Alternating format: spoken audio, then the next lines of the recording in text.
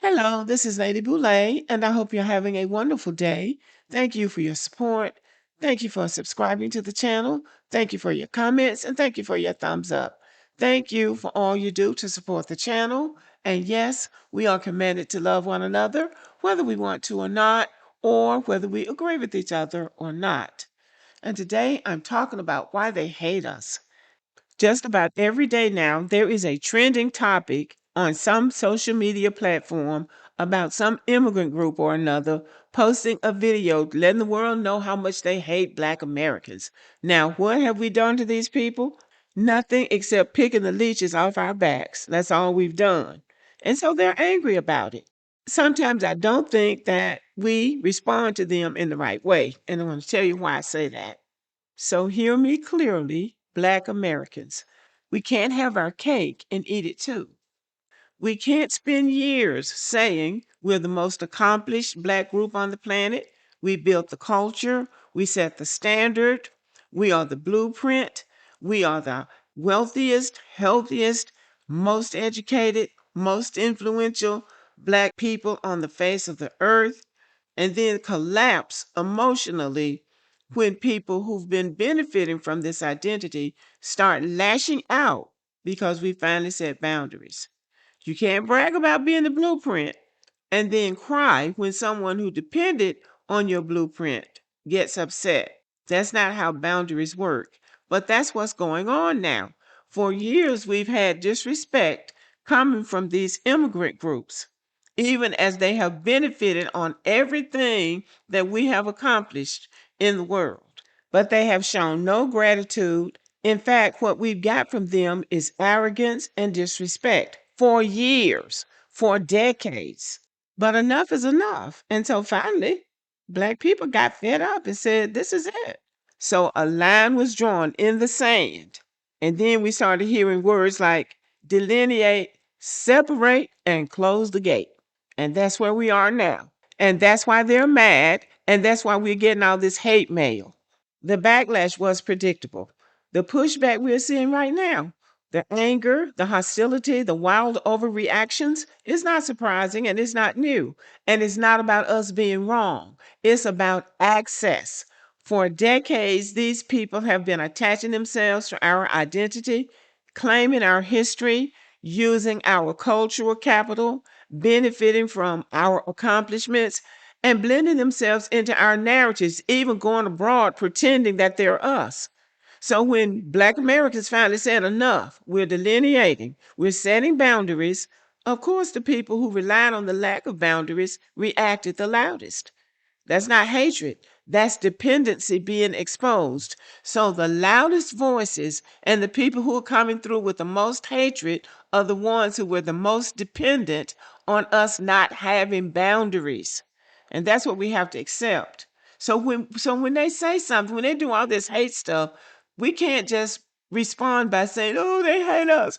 Oh, all these people hate us," because that's us playing the victim. That's us coming across as victims. And we're not victims. Remember, we're the main characters.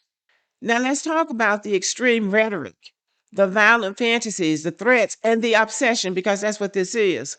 Healthy, grounded people don't respond to a boundary with violence. People who feel secure in their own identity don't spiral because someone else says, we're not the same. So when you see that kind of behavior, understand it speaks more about their instability than our worth. They're wilding out and spacing out on social media and talking about unaliving black people and strapping a bomb to themselves and saying all kinds of vile things about us. That says more about them. That tells you how insecure these people are and how much they have depended on us standing in the gap for them. It speaks more about them being unstable. So we don't need to internalize their hatred. We don't need to absorb it. And we shouldn't let that dictate our emotional state. Just because somebody wants to get on social media talking crazy is no reason for us to become emotional. There are some steps that we need to take if this behavior gets out of control. But matching negative energy with negative energy is really not the right response, because then you're giving them what they want. And some of y'all are really handling it right. When they say things that are blatantly inappropriate or criminal for that matter, report them to the authorities. But don't argue back and forth with them, because really that doesn't accomplish anything except to make them feel empowered. Oh, yeah, I got them. I got them. They can't handle me. Oh, yes, we can. We handle you by delineating and shutting up the gate. So when we ask, why does everybody hate us? This is what we need to remember. You can't say we're the most accomplished and then crumble because someone who's been borrowing from your accomplishments is mad that the borrowing period is over. Stand on what you said. If you're the blueprint, act like it. And that's really important. Stand on it. And we say that as a point of clarity and as a point of fact, because our history is documented for hundreds of years. So we're not making up stuff when we say we are the most accomplished. But people resent it when we say it. They don't mind taking advantage of it. They don't mind leeching off of it. But when you put it into words, you're declaring that I'm actually better than you. And they're telling you that in their own way. And you're saying, no, we don't feel like we're better. But when you're going measure for measure and you know you're the most accomplished, you know that you've done more in America than they've done in 400 years not being enslaved. So basically, what you're saying is, we are the most accomplished. What they're hearing is, we're better than you. That's what they're hearing. And no amount of arguing is going to change that, because that's what they hear. They cannot counter what they hear from us with facts. They cannot come back and say, no, we're the most accomplished because we've done this and we've done this and we've done that.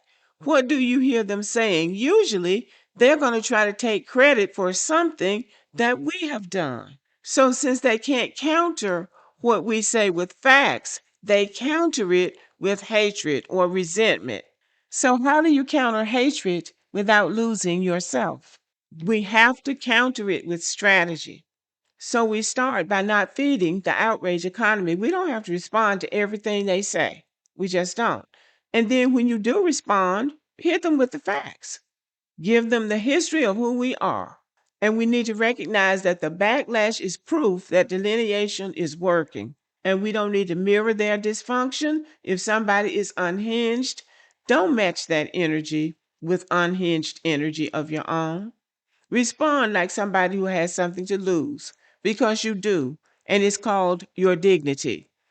Also, you could just use humor and say, you know what, this is very embarrassing, and I'm embarrassed for you. The most effective way to deal with violent rhetoric is to report it. Don't debate it, report it. Platforms have rules, use them. Flag people, and do what y'all are already doing. You know what to do. Remind these people that we have set the boundaries and ain't nothing gonna change. At the end of the day, the meltdown that we're seeing is not a referendum on Black Americans. It's a reflection of what happens when people lose access to something they were never entitled to in the first place. And the moment you stop internalizing their reactions, you stop giving them power. They never deserved the access that they had to our culture, our history, or our advocacy. They didn't deserve it. And how do we know they didn't deserve it? Because they didn't appreciate it. So let them talk, let them make all the hate videos they want to, but they can't break us because they didn't build us in the first place. So now we move on. We move on with dignity and we move on with clarity. And most of all, we move on like we're the blueprint. We tried with them, it didn't work. So it's time to let go. Okay, y'all, let me know what you think about the video. Give me a thumbs up. Keep warm out there and have a good evening.